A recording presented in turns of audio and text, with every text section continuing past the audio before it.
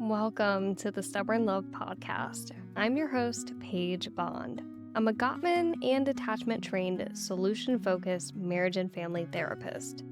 I specialize in helping folks design and build their dream relationships through structured therapy and resources, and also use modalities that go beyond traditional talk therapy, like accelerated resolution therapy and psychedelic-assisted psychotherapy. School didn't teach us how to be good at love, so I created the Stubborn Love Podcast to help you navigate it. Every episode has actionable tips that will help you create a happier, healthier, and more fulfilling life with the people you love. Join me on this journey of love and learning for the stuff they didn't teach you in relationship school. Hello, and welcome to another episode of the Stubborn Love Podcast. This episode is super cool because we have a guest here, Jessica Parente. We've both been guests on our friend Kira Wackett's podcast of Untethering Shame. And, as fate would have it, we are just the perfect, vibing people to get to know. So Jessica is so amazing. They are certified as a psychiatric mental health nurse practitioner. They are accredited in being a somatic trauma-informed coach. Definitely need those. And they are level IV in brain spotting, which we'll get to talking about what that is later. And a best-selling author, as if there's how many things can you pile on? I haven't even gotten through your whole bio, and I don't think I can, but there's so much, and we're going to be able to talk about so much today. I know that you spoke on Kira's podcast about codependency. We might have that pop up a little bit today, just naturally in our conversation, but we're going to talk a little bit about trauma, how it shows up in the body, how you use brain spotting to work with that, and who else knows what we'll get into. So, Jessica, before we dive into all of that, can you just briefly introduce yourself and talk about your journey, how you got into the mental health field?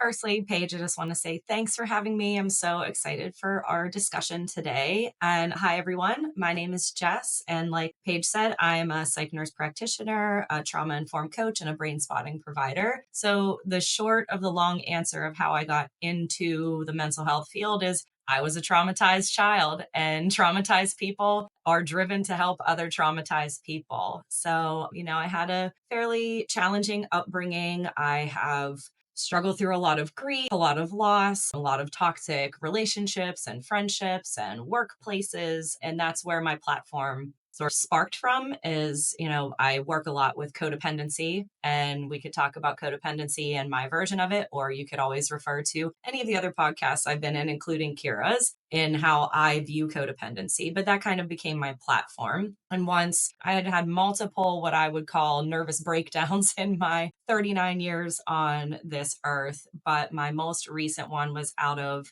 a covertly narcissistic abusive relationship. And when that kind of burned my whole life to the ground, I found this different type of healing, somatic healing, healing in the body, brain spotting, EMDR, IFS, and all these other modalities that even as a psych nurse practitioner, I had never heard of. And I had been in talk therapy since I was, 25 or so. And I remember saying to my one amazing therapist that I had had over the years, Dr. Doug, that I could think better, but I wasn't feeling better. My body still felt stuck. And it wasn't until out of the absolute most fucked up and horrific situation of my life that I was able to find this new type of healing and really take my recovery to the next level.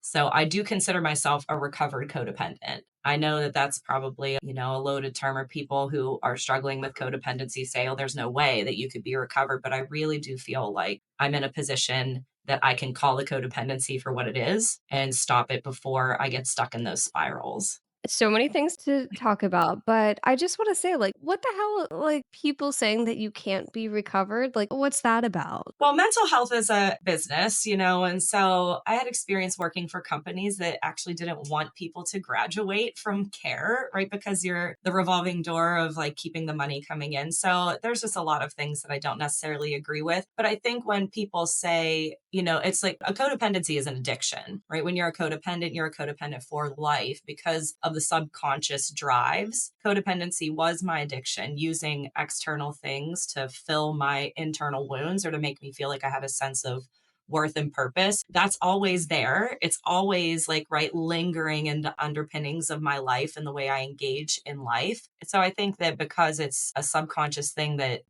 is very intertwined with your identity and how you engage in the world, I think it's hard for people to wrap their head around the fact that you can change that and you don't have to be a victim to those subconscious drives for forever. I like that hot take a lot. Can we not promote just change? Why is it that we have to have these labels and we're just stuck with it for life? Like, we're just gonna suffer forever? And on my soapbox about how that makes money. Being sick, like, is for big pharma, right? Is we're in a mutually agreed upon relationship. I'm no different than them. I just have some letters behind my name and like a lot of educational debt to say that, I'm supposed to be like this know it all about their lives. No one knows you better than you, I guess is the best way to say it. The world that we live in likes for people to be sick and to feel like they don't have the capacity, when it's probably very scary to people who have liked for things to be the way they are for years. If we grow up in suffering, suffering is normalized, and being in a maybe chaotic society, getting into a healthier state is gonna feel really scary. We live in a toxic culture. People want to overwork us and they feed on people who were like me, who felt the need to go out into the world and prove themselves. And so it just exploits. Like, I work with a lot of people in their 20s who are just getting into the working force, where I say they're just exploiting like your need to prove yourself, that little codependent drive in you. So we got to reel that in, baby. It doesn't make for a good life.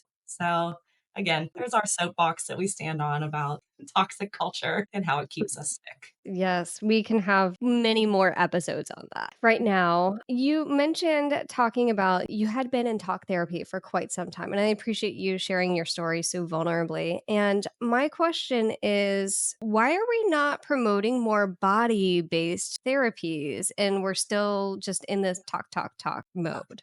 So again, I think a lot of the body-based stuff is really newer, right? Like, we're still learning a lot about the brain's capabilities and our ability to heal ourselves. So I think that, right, traditional talk therapy it has a time and a place. I was in it for years. It helped me to reframe cognitive distortions that I had in ways that my brain was just so lying to me, right, all the time. And so I really do think that there's a time and a place in my own therapy, but my provider is a Gestalt, somatic therapist. So we do a lot of stuff with the inner child, with me developmentally at 3, 4 years old, 7 to 9 years old. And so I just think that because this is newer and people don't know about it yet, that's my job and people like me to spread the word about how amazing it is to reconnect with your body, even though it's really fucking scary. Because again, we live in a society that wants us to be all up in our head. We're taught to make decisions so much with our pros and cons list and with our logical, rational thinking. But the body is never going to lie to you. So if you've had situations where you've walked into a room or you've met a person and you just feel like an off and ick vibe,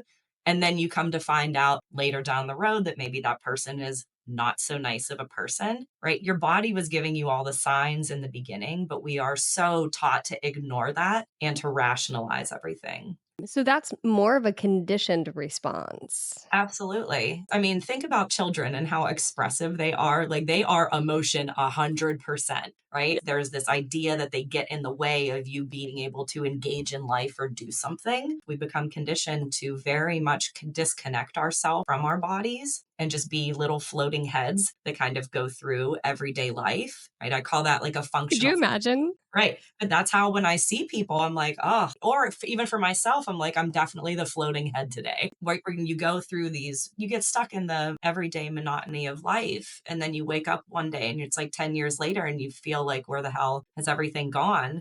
And it's because we become Mhm. so used to just being disconnected from ourselves and going through our everyday routines. And what I try to do is help people slow it down, start to feel safe in their bodies. I'm still working on that myself. Like, there are things that come up that dissociation for me comes in so quickly.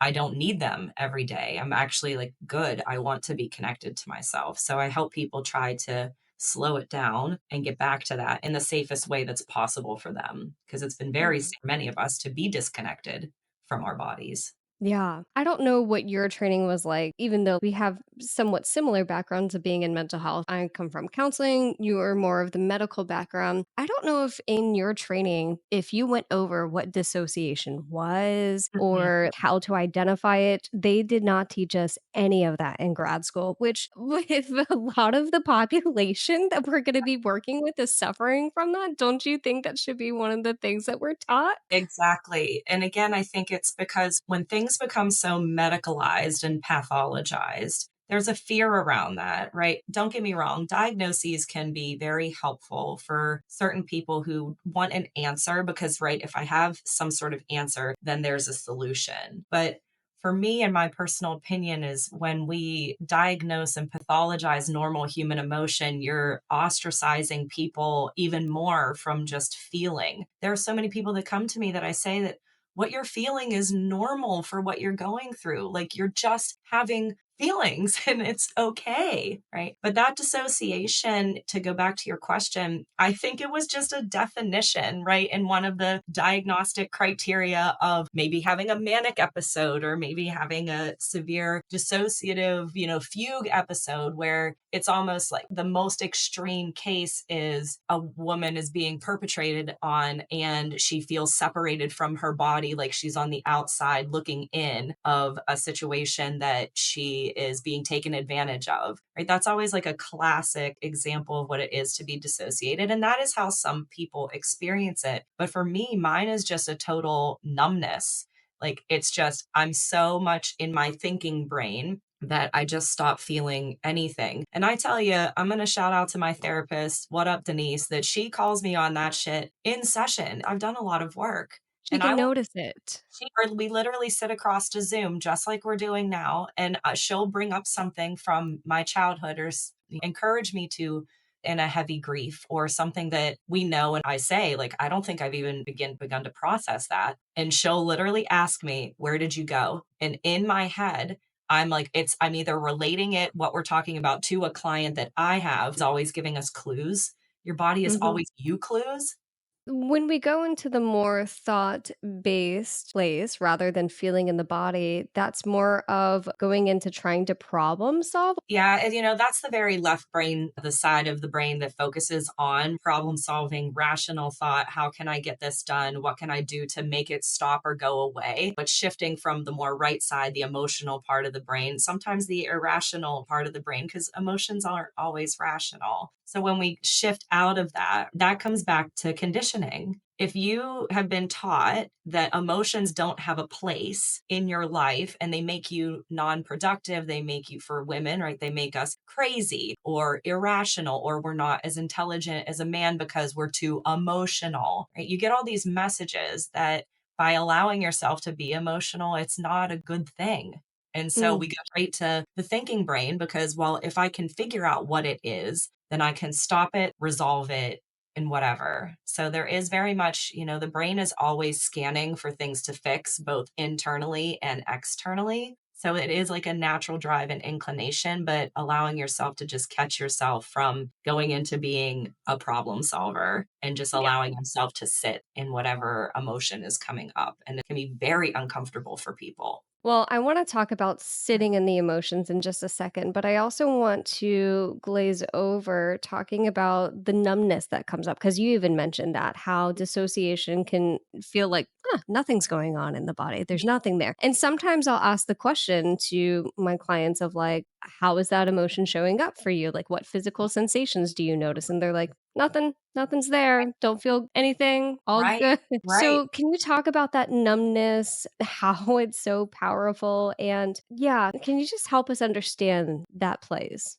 So I like to say that dissociation is really my superpower, right? And this is based a lot in internal family systems style therapy, where we recognize the parts of us. We're all a compilation of parts, things that show up, little voices that show up. They're survival mechanisms that have helped us at one point in time. So, where that dissociation for me was super, super helpful in allowing me to live in a chaotic environment as a little kid, right? Because if I had no needs, feelings, sensations once, then I didn't have to ask. I didn't have to be disappointed. I didn't have to, experience that loss. Mm. or in some cases, right, like deal with emotional reactions from my parents. And so I call my dissociation part as my dodgeball because I can dodge feelings like it's my fucking job so quickly, right? But it has also really allowed me to live through a lot of super painful, scary, uncertain, events in my life. I've had a lot of death, I've a lot of grief. And when I go into that dissociative dodgeball,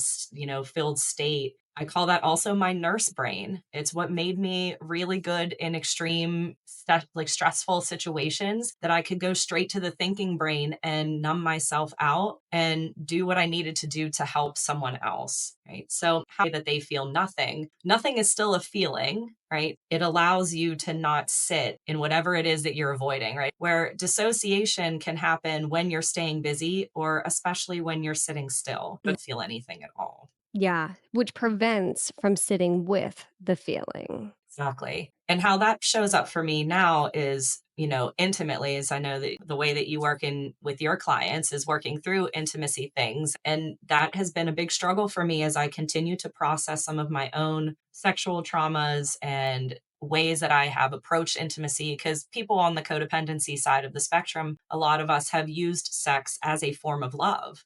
It was something that would give us dopamine hits, something that made us feel that we were seen, that we were important, that we were valued, that we were loved. So a lot of my healing has been forgiving myself for maybe saying yes when I wanted to say no, or for, getting in something that I work with constantly in having little chats with myself and with that dodgeball part of me that I am safe.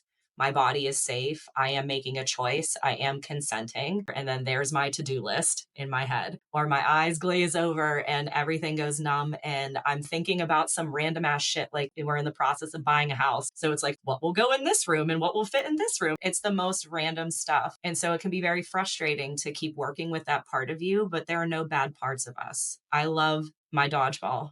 I love the fact that it's helped me to really live through some stuff that might have taken other people out. And now it just doesn't have a place in my life in certain instances. So it's working with it rather than fighting against it. Yeah, it does, and I hear that as such a growth of self-compassion to be able to know that there's this part of us that maybe challenges us, that we struggle with, that we don't always love that comes to visit us, but knowing that there's this kind of function of it, like it's here for a reason, so let's find it out, let's get Mhm. curious, let's be empathic towards that more challenging side. Absolutely, because it's there for a reason, right? Like I said earlier, that part of me developed when I was little. It might have developed in my body before I even had cognitive thoughts at 3 or 4 years old. I might have already been numbed out in some way if my parents could not meet my emotional needs or teach me how to be safe in the world. So, this is something that it's never going to go away. It's something that is here to protect me. It just is misplaced. And so I have to work with it and help it understand that I am okay. I am safe. I'm wanting to engage in life. I want to be present because I think what I work with a lot of clients, once they start to realize how disconnected they have been and dissociated they have been, there's a lot of grief that comes with that. That I had one client that said, she was like, well, I felt that way at my wedding. And how sad that is for me because that's was the happiest day of my life. And I felt just numbed out. So there is a lot of grief processing once you understand how those survival mechanisms have played a role for you. And again, it's a lot Mm. of forgiveness and self compassion. It's not like I wake up in the morning and say, hell yeah, I just want to be so numb. I don't want to connect with my partner. I want to be so in my head. It's not Choice. intentional. And so there is a lot of forgiveness and self compassion and grace that comes with that. And also, you have to process the grief of the losses of the times that you really did want to be present. And now you're recognizing maybe I wasn't as present as I thought I was. Like, life just passed us Mhm. by, and all of a sudden, here we are 10, 20, 30 years later. You talk about how in order to sit with it, we definitely need this safe environment. We've talked a little bit about bottom-up processing and your work in brain spotting. So is that where we begin, that bottom-up processing? So when we talk about top down processing versus bottom up processing, if you think of your brain from the front part where your forehead is, that's where the most highly developed part of your brain. It's your neocortex, right? That's where all our language is. It's where all our decision making, consequential thinking, problem solving, all that other stuff that separates us, right, from like my cat sitting over on the floor. So we have that part of the brain. Then we move a little bit back and towards the back part of your brain, which is, where your limbic system and your more primitive drives are. So that's where your fight flight is. Your freeze is down in your brainstem. So when we talk about top-down processing, talk therapy is top-down processing because you can only use talk therapy or access areas of the brain where there is language. So talk therapy starts up here and kind of works its way back. What I do with people, right, in the bottom up is starting in the body and working in the opposite direction towards the front of your brain. So this is why if you're in therapy and you also do something that is somatic based, you're getting it from both angles. And then at some point, right, we talk about the meaning and interpretation that you're placing on those feelings because that's the front part of the brain. It's important to understand what meaning you're placing on what you're feeling because we could have the same sensations. You could tell me, I have a pit in my stomach and my heart feels heavy. And you say, I feel sad today. Where I say, I have a pit in my stomach and my heart feels heavy. I'm grieving today. Your lived experiences and how you have placed meaning on those emotions and those sensations that come up in your body. So when we do bottom up processing, that's a little bit of the newer stuff. It's understanding very much what's going on in your primitive instincts. Your body is always working for you, even if it feels like it's working against you. It's understanding the sensations, how you label them, how you can shift your nervous system states from fight flight response to going up into feeling safe, ground, and connected, or from a freeze response a little bit through fight flight response to then getting back to the front part of your brain. Once you understand how your body works, you have a lot more control over how to shift yourself in and out of those things.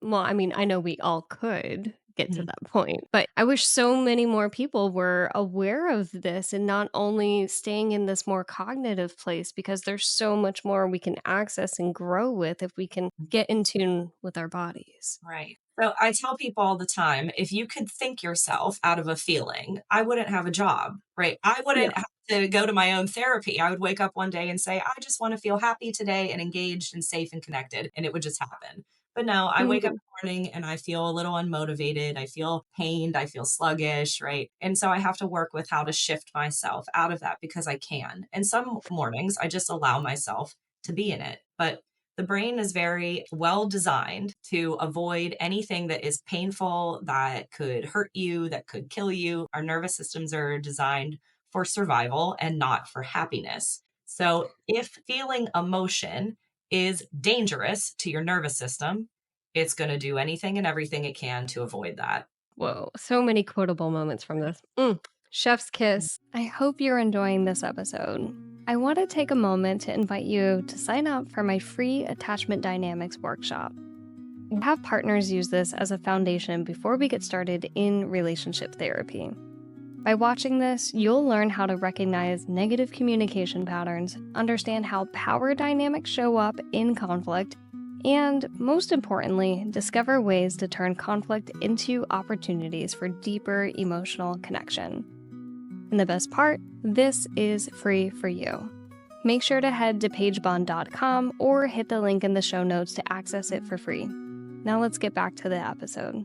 So, what I'm kind of thinking of is let's give an example. Maybe we're in an argument with our partner, and all of a sudden our body goes into like there's this Mhm. just some kind of physical sensation feeling taking over us. We're in that more limbic system place. We're not in that frontal cortex place. We're not able to process and think clearly and have a rational conversation, right? So, if we're wanting to do that more bottom up processing to come down from a triggered moment, what is it you tell your clients? How do you work with that? So the first thing is awareness, right? You cannot change subconscious behaviors and patterns until it becomes conscious, right? And this is Mm. where getting more in tune with your body, it feels like I'm just blasted, like you open the oven and you stick your head down too soon. Your body's giving you signals. So the first step is just becoming aware of that. What are my little red flag signals? How do I know when I'm going into a sympathetic state? How do I know when I'm frozen or I'm dissociated? And the more that you help the individual person understand themselves, it will help them to understand their partner. So when you are feeling triggered, and it is not what that other person is saying or doing to you, it is the meaning and interpretation that you are reflecting back on yourself in that moment. So the number one question is, what am I saying to me about me in relation to what's going on right now? So a basic example, my partner's name is Joe. If Joe walks in the house and I say something to him, as I do from the other room all the time, even though he tells me that he can't fucking hear me. So I'll say something to him and then I don't get a response. And I feel that little, like that buzzing going on in my chest and that little heat wave and that rush. What am I saying to myself about myself for the fact that he's not responding? Well, I'm telling myself maybe I'm not important enough for him to listen to me. Maybe he isn't listening to me because something else, he has his earbuds in and something else is more important than me. It's going to tell me a lot about my inner child wounds. I'm not important. I'm not heard. And I have to work with that within myself. I take that to Joe and hope that Joe fixes that by changing his behavior. That's something that I have to reconcile with younger me. I'll have a little chat with her and say, he didn't hear you. You keep saying stuff for tactics. So either breathing, like cold water, doing like humming and singing is really good for me. There's all these little things that you can do to shift that nervous system state of being in that fight or flight. And so rather than going and being like, what the fuck? Why didn't you answer me? Engaging in that fight response from the limbic system and things that are irrational and don't make sense. And we say a lot of shit that we don't mean, right? When we're angry, because we're not in the right part of our brain to allow us to communicate effectively. Instead of doing that, I can check in with myself, check in with younger me, shift my state and my body, and then I can go and say, hey, I said something. Did you hear me? And then he'll be like, no, Jess, I've told you 1,005 times that I can't hear you when you talk to me from the other room. If I could just have that, package it up in a little ball, give it to all my clients and Right. say, "Here." Yep. And then it's the same, right? Because then when you act out of your younger self, so think about it wouldn't have been me reacting in that moment as an adult. I would have been acting out of that 9-year-old. And so when you act out of that wounded younger self, then more than likely you are also going to accidentally trigger your partner to acting out of their younger self because of the meaning and interpretation they're placing on your behaviors in response to something that they said or did. And this is how we get stuck in a vicious cycle. I don't work with couples exclusively, but I try to obviously help people improve their relationships by giving them tools and tactics like this. When you feel that coming up, take 5 minutes, check in with yourself, check in with your younger self, resolve that within yourself, and then come back. Or have a safe word. Sometimes Joe and I will just say pause because we can feel Yep. ourselves, right, dipping back into that younger self. There's something, a wound that's getting hit. There's something that's getting highlighted that maybe we didn't even know was a trigger. You don't know what triggers are until they happen. What was I telling myself about myself? What wound was that hitting? And so Mm. taking space and then coming back is really, really effective for diffusing those moments. It's a lot of work, and it can be so hard to break the habit of wanting to blame your partner, Mhm. wanting to say that they are the problem. And granted, likely are some situations where their contributions are not helping, right? But Like, there's also a lot of the internal work on yourself. and Right. needing the other person to behave or act in a certain way so that you feel safe is codependency. Right. Yes. I can only work on what that brings up in me. I can only change, control, become aware of, stop, fix myself. And so by me taking that and going off and working on my own stuff, either with my therapist or I have a girlfriend who we met in a brain spotting training, I'll have her brain spot me. That it's shining a light on something in me that needs a little bit more love and attention. My partner has to be responsible for his own stuff. And there are things that when I feel politely calling each other out, and I'll say, that doesn't have anything to do with me. I think you need to take that to your therapist. That's something that's going on that I think has a deeper meaning and issue. I think I'm highlighting that, but I don't think that belongs to me. When you have two people who are engaged in their own therapy and have a shared language, it makes it a hell of a lot easier because we talk about things in terms of parts, which diffuses a lot of situations that could blow up that don't need to blow up. We're in the same arena. And now we just recently started couples to make sure, again, there's nothing that's fundamentally wrong. We've gone through some really heavy shit, but it's about making sure that we don't become so siloed in our own self betterment. And he's over here doing his therapy, and I'm over here doing my therapy, and no one's taking care of the couple and how we Right. continue to engage and relate to each other and not become disconnected from each other in our own self growth. And so Mhm. there's lots and lots of little skills and tactics and things that you can do and resources out there if you're willing to do that and if you make it a priority. I think that's the hard part because it can be scary to go to this place and Mhm. explore this realm we've never been to before. If you have never felt safe in your body in one way or another, it is challenging and it is a long road ahead, but it's not impossible. I remember when I first started doing my own brain spotting sessions, and they would ask me, whoever I was working with would say, "Well, where do you feel that in your body?" And everything stopped at my throat. I feel a lump in my throat and like there's a rod in my chest. I did not have connection to my limbs, to my belly. It was just all concentrated there. And that's okay. And like we said earlier, feeling nothing is still feeling something. Where do you feel that nothingness in your body? What can you attribute that to? Some people say when they feel heavy. What does that heaviness feel like to you? To me, it feels like a weighted blanket's just over all of me. What does that feel like to you? Oh, it feels like a bowling ball in the pit of the right side of your stomach. And so there's nothing that someone is going to say that I will tell them that they're wrong. You're in your body. It's not my job to tell you how you feel in your body. I'm trusting and I'm allowing you and holding a safe space for you to start to just dip your toe in exploring it. It becomes really scary because a lot of us have lived our whole life in dissociative states or disconnected states and have not even realized it. And that is okay. There was a reason for that. And it goes back to having grace and compassion for yourself. There was an amazing episode with a non binary person who was talking about the phrase that they used was wearing your latent dissociation as a personality. Wow. How many of us have gone through life just doing the things and going through the motions? And we think that that's who we really are. But there's so much more under the surface than that. And that hit me. Like a shell. Yeah, we all become little shells of humans, and not everyone, but very, very many of us grew up in. For someone to say that they've never had trauma is one, a lie, because trauma is not necessarily the event or what happens to you. It's what you say to yourself about yourself during the event. I am not enough. I am powerless. I am unsafe. I don't matter. I'm not worthy, but it's more so the changes that occur in your body to make sure that that event doesn't happen again. Whoa, okay. Which makes sense how this seems like it's a protector part because it's But trying to not let it occur, not let the pain show up again. if you Well, think about, we have something in our amygdala, which is our fear detector. Our fear detector is constantly scanning for cues of safety and cues of danger in the environment. And it's not actual danger. It's not like a hurricane coming towards you or a tiger about to maul you. It's perceived danger. And so it's a negativity bias that our brains will scan for more negative than positive.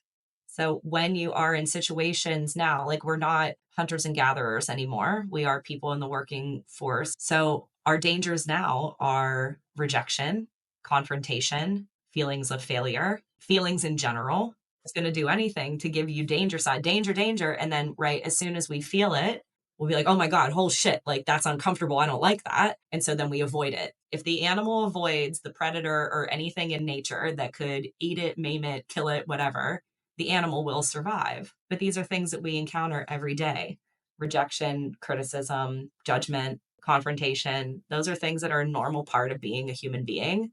But then we become so fearful of them because we need to distract, we need to scroll on our phone, we need to find something to fill our time rather than just sitting in the feeling or acknowledging the feeling. yeah, that makes the buzzing go Mhm. down for a time. And Right. then the hypervigilance. You get like whenever you're in a haunted house. Well, Mhm. I get scared in haunted houses. Hate hell. Awful. I love it, but I get terrified. And Mhm. it's like that moment where your whole body goes into that tense, like crunchy. You Mhm. get a little tense like Even your this. body language right now, right? Like, Yeah. It's like, leaving oh my it God, I have to protect myself, right? small, right? So Mhm. think about hides and, because it's hiding to make itself small so the predator goes away. Oh How my many God. times, especially women, do we make ourselves small so that the predator leaves us alone? So, talking about getting comfortable in your body after trauma, you talked about first step being awareness. Mhm. Walk me through the rest of the process here. So, what I do with my clients is typically when they first come to see me, I usually start off with a brain spotting session in whatever way. Your nervous system is not going to allow me to push further than what it feels is safe. So, it's me trusting the process. And this is where, right, my Western medicine teaching of me knowing all and I know more than you know about yourself and what it goes completely to the wayside. When you come to a session, you're teaching me, your body is teaching me, and I'm trusting it and I'm helping you. So when we start with whatever someone wants to show up with, we can brain spot literally anything under the sun. I've been having intrusive thoughts about losing my job. I have a grief that I haven't resolved. I have this pain in my back that won't go away. I've been having recurring dreams about XYZ. It's so fluid. There's no right way to do it. I call it being Hermione and being a little witchy, that I'm reading your body and I'm helping you to become aware of your body. And I'll say, like, did you notice that your eyes keep going in this direction when you talk about that? Did you notice that now your hands are shaking a little bit more? And people will be like, I have no idea that I'm doing that. All I'm doing is paying attention and holding space for them. And then I'm helping them to learn themselves a little bit more. So brain spotting was discovered, right? Notice I didn't say developed, because again, it's not this thing that takes multiple steps and we have a right way to do it. And there's all these protocols that traumatic memories are still stuck in the body. So what he noticed during a session was that a girl was talking about something that was really troubling to her that she was having a hard time with, and she kept looking in the same direction. And he said, hold that eye position and just see what you notice in your body. And there was like this amazing almost walk through her subconscious of things that were loosely connected but didn't seem connected, right? Memories from childhood that came up as she held that position and just allowed herself to feel all of the times that she had felt maybe like a failure or that she wasn't enough. And afterwards, she said that she had felt so relieved. She was a skater and she was able to do the trick that she hadn't been able to do for weeks after that session. Well, man, I must be onto something, right? And sitting in that state of curiosity allowed this amazing ability to help someone help themselves. I'm not really doing much of anything other than attuning to you and holding space for you. And I'm teaching you how to heal yourself. We all gaze spot when we talk about something. So really just pay attention when you're stressed and when you talk, where do your eyes go? And they'll go places. They'll go and you will have repetitive things in your body. So it's almost like the trauma is kind of like stuck in a glitch. And there's some sort of, when we talk about brain spots or access points, where the different places where your eyes go, it's almost like these little knots in your brain that once you just hold on it and you allow yourself to feel that and you allow yourself to go there in the safety with someone else who will help bring you back and help you ground, it's almost like untying the knot that is stuck. And then when that knot unties, then other knots that are connected to it will also untie. And there are things that I have brain spot that are just, I will say, are a non issue for me anymore. It's really like the most incredible. It seems so witchy and like it's too good to be true. But once you buy in, it's like I know now when I need a session. I know when there's something that's repetitive that's coming up in my life that I've done some work around, or I've done some parts work, I've done some inner child work, but it still feels a little trapped somewhere. So to me, that's telling me it's connected to something deeper, maybe something that I don't even have cognitive memory of. Because the body has a lot longer memory than our brains do, at least the language part of our brains. So it's really just teaching people how to trust your Mhm. body, trust your instinct. Many of us have had panic attacks. It's not a comfortable place. But what role was that panic part serving for you? Was it keeping you from feeling a deeper pain? Was it keeping you from feeling like a failure? Was it distracting you from feeling that you were not important?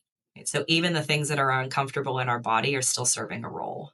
Very important conversation around that. I don't think that we go to naturally just because we want to avoid pain and trying to figure out the function of these things. I love how versatile using brain spotting is. It sounds like there's almost pretty much anything that you could bring to a session and really get a lot of work with. I know that we've talked a little bit about off podcast about how we could use this for like intimacy issues. So thinking about how if someone has been in an abusive relationship, physically, sexually, emotionally, verbally, you Mhm. name it, right?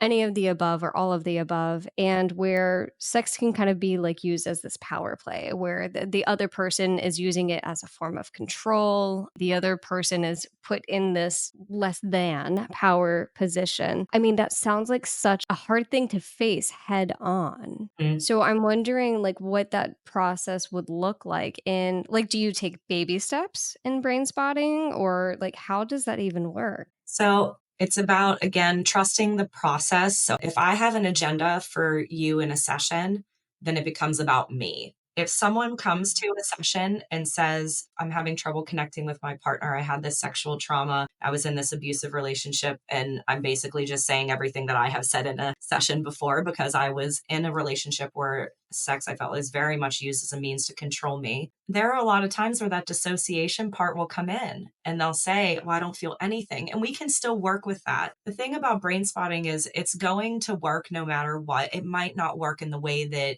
you want it to in that moment because your nervous system doesn't feel safe enough to go there. So I really do, in my experience, feel like there is almost a hierarchy in your nervous system of things that it's able, ready, and willing to tackle. And the best example is I can give of that is I've had clients that I know had sexual trauma in their childhoods or have had abusive relationships. And we brain spot other things and they brought it up and it was like kind of like it's skimmed a little bit of the cream off the top. But then 2 years later, I had a woman that was talking about something completely unrelated to that. I think it was talking about work and where her subconscious then went was this gigantic purge about the sexual trauma. If I was Whoa. able to complete trauma responses, and there are things that we do with fighting in slow motion or envisioning fighting your attacker or envisioning what it would be like for you to go back and be able to interject and rescue,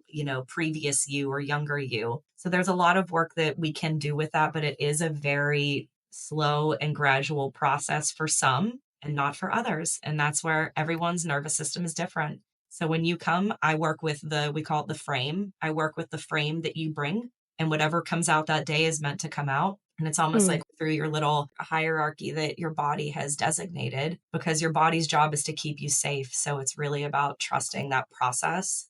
And, are there times where I can feel my imposter syndrome, that part of me coming up saying, this person's not getting anything out of this session. This is so useless. And the other thing, I have to check myself again, because then it's me making it about me. Because if this person doesn't get anything out of this session, what is that part saying about me? Well, it's saying I'm not a good provider, or maybe I'm full of shit, or maybe this stuff doesn't work. And that's a painful wound for me to sit in, that I'm not enough in my job and what I do for people. So it really is a completely different paradigm shift from how I've been educated and trained in the Western medicine model of being a psych nurse practitioner versus being a somatic provider. And I try to take little bits and pieces that I love from both and try to combine them to give a holistic process for whoever comes to me. But it's really just about trusting that person that they know what's best for them. Love the beauty in how brain spotting is like very client led. Like the imagery that comes to mind is like a side by side motorcycle where the client is like driving the motorcycle and like you as the therapist or brain spotting practitioner are like in that little carriage on the side. The client is the comet and I am the tail. So it's about Oh, them. I love a lot of little sayings and brain spotting about like, we don't have to know what it is to know that it is. A lot of times people don't have cognitive reasoning for what they're feeling in their body. It's just encouraging them to trust that your body is reliving something that has not been properly processed in the brain. And that's why it's giving you signals right now. How can we help you to release that or to at least not have fear of that? It's so yeah. powerful. It really is life changing. attribute a lot of where I'm at today in my own healing due to brain spotting. Always something that comes up. So it's paying attention to the little patterns in your life or things that you're finding challenging and reflecting back on yourself and saying, okay, how does this tie back into my childhood? How does this tie back into relationships I've had before? And really just sitting in a state of curiosity, like you said earlier, being very curious. We've talked a little bit about how we can't change other people and how, like, if we were to try to have this idea that we could, and that codependency could show up in us trying to force and control a situation. But if we turn the focus back on us, it's empowering. It sounds like this can help you get to a place of like huge acceptance in things that are out of your control. Am I Right. right? Yeah, everything in life is out of our control except for ourselves. But the basis of codependency is that many of us have grown up in uncertain, chaotic environments. And so that need for control soothed the anxiety in us. And it became reinforcing, but it was false control. Me having everything in my house exactly where I need to be relieves it in the moment, but it doesn't do anything for the root of why that part needs it to be that way. So much is grounded in control, right? Controlling how your partner behaves, controlling how you show up at work, controlling what you want your boss and your friends to think of you, controlling your environment. Codependency is in every arena of life. And what I do is try to help people because think about how dangerous it is to put your self esteem, your self worth, how you feel about yourself, and your emotions in an external thing, whether that's your job, your hobby, your athletic performance, your partner, your best friend, your boss. You can't control that external thing. And so if you're always at the beck and call, your emotions are tied to what that person is doing or how what that person thinks of you or whether or not you get that A or whether or not you get that promotion. And that's not to say that you can't be disappointed by those things. Codependency is a state of not having your own identity because you have used the external things to formulate an identity. And so you're right, when you pull that control back into yourself and we start to understand who is Jess under her survival mechanisms, what do I like? I get to be a kid again. I get to figure all that stuff out that I didn't get to do when I was younger. So really fucking scary because again, it infiltrates any external factor. It could be, like I said, your hobbies. If you have to be like the best scrapbooker in your scrapbook class or the best, analysis of the chapter in your book club, there is something, right? Again, a drive to prove yourself. It's using that something that is outside of you to make you feel like you have a place and a purpose when we can't control any of that. And what happens when that goes wrong? What happens when that person doesn't change? What happens when that promotion doesn't, fall through and someone else gets it? It's like a complete dismantling of how people feel about themselves. And I can only say it because that used to be me. Now, not that it doesn't matter what happens to me and I don't have feelings about it. It's I know who I am now and I don't need those things for me to understand who I am and what I have to show for the world. Like I said, so many quotable moments, and I'm going to take this into my therapy sessions with people and like, hey, look at this, listen to this. So eye opening. Just thank you so much. So let's wind down here. Can you tell them more about where they can find you, what you've got going on right now, things like that? So, the easiest way to connect with me is probably through either my website if you want to talk to me directly, which is itendswithyoullc.com. I also have a business Instagram that I said on Kira's podcast is very sad and poor because I just can't keep up with everything. It's really tough to have these two separate lives, but my handle for that is at generational.jess. If you want to follow me, get a vibe of me, see pictures of my cats and all the concerts I go to, my personal is at Jessmo, Jessmo. My friend Tanya, who I had met on a brain spotting training, and talk about serendipity. When you really start to heal yourself, and this will be my last little nugget of wisdom, when you really start to heal yourself and lean into who you are, you will attract that same energy. And so, like meeting you and meeting Kira and Tanya and I were on an international, so of us from the United States, two of us from Pittsburgh, me and her. And so we became friends, and she is the most amazing mother figure to me. So we joined together her business, Impart Clarity, and my business, It Ends With You, LLC, to provide women's healing retreats for codependency. So this is a safe space. We do small groups, 6 to it's PA, which is in like kind of the middle of bumfuck nowhere, but it's a really cute town, about 4 hours from Pittsburgh, in the spring of 2025. And so that's the big thing around the corner. And this is a 2-phase retreat. We do the first phase, which is very much more informational, understanding codependency, how it developed for you, understanding what boundaries are, why you don't have them, teaching assertive communication tactics. And then the phase 2 in the fall is a follow-up for what have you done in that time? And we just held our most recent one a few weeks ago, and it dives a lot deeper into everyone's personal traumas, and everyone gets an individual brain spotting session from either Tanya or I. So we hope that this 2-phase and this 2-part retreat will be a comprehensive start to a lot of these women's journeys, because we need a sense of community. Women are very much conditioned to question each other, be weary of each other, hate each other, be competitive with each other. And when you combine in a room full of people that have been through some fucked up shit, and you feel that strength in each one of you being so resilient, it's really, really powerful. I'm very proud of what we're doing, and this is just the start. But we've talked about, if you have, a group of 6 to 8 women and we are willing to travel, we're willing to put it together. And I just love that I have Tanya as someone here to help foster this in each other.